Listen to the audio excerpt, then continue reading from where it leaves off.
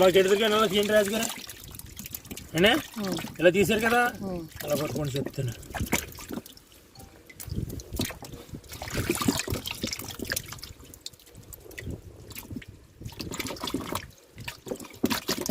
రెండు సైజులు అండి, 2.5, 3.5. అది